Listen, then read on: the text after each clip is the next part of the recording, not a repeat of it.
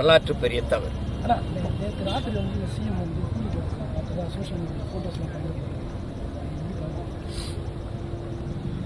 அதை போய் நம்ம எப்படி என்ன பேசுறது?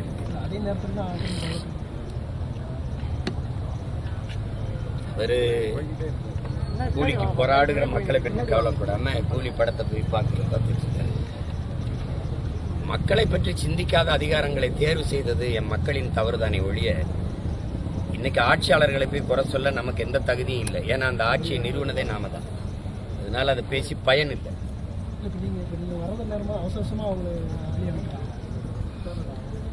அதான் நான் வர்றது சொல்ல வேணாம்னு தான் சொன்னேன். ஆனால் இது தெரிவிக்காம உங்களை வர வைக்க முடியாது. இப்போ எல்லாரும் போயிட்டாங்கன்னா நான் யார்கிட்ட கருத்து சொல்றது?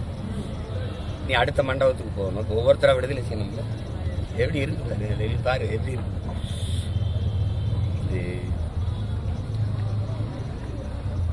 எது அரசு கிட்ட இருக்குன்னு நினைக்கிறீங்க?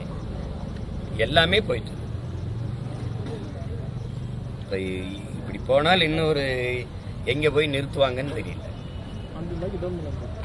நீங்களே கேள்வி கேட்டு பாருங்க. இப்ப இத்தனை நாள் நீங்க அவங்க கேட்கறது 10 லட்சம் கொடுக்குறோம், மருத்துவ காப்பீடு கொடுக்குறோம், காலை உணவு கொடுக்குறோம். இதையெல்லாம் தனியார் முதலாளி கிட்ட வேலை செய்யும் போது அரசு ஏன் எனக்கு கொடுக்கணும்? அந்த முதலாளி என்ன செய்வான்? இவ்வளவு கொடுக்குற அரசு நிரந்தரமா வேலை என்கிட்ட கொடுத்துட்டு போயிடலாமே. எடுக்கும் போதே நீ அரசு பணின்னு தானே எடுத்த. துப்புரவு பணி நாட்டை தூய்மையா வச்சிருக்கிறது அரசின் பொறுப்பு இல்லையா? தனியார் முதலாளியினுடைய பொறுப்பா? அதை சென்னை மாநகரை சுத்தமா வச்சுக்கணும் ஸ்வீடன் நாட்டு நிறுவனத்துக்கும் ராம்கி நிறுவனத்துக்கும் இது மாதிரியே தகவல் வேண்டுதலா? இல்லை அன்னை வேளாங்கண்ணிலேயே இல்லை எங்கேயும் வேண்டிட்டு வந்தாங்க. அப்படிலாம் ஒன்றும் இல்லை.